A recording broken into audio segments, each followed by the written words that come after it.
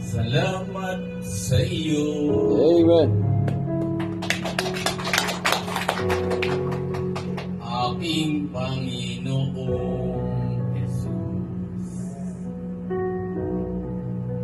Ako'y inibig mo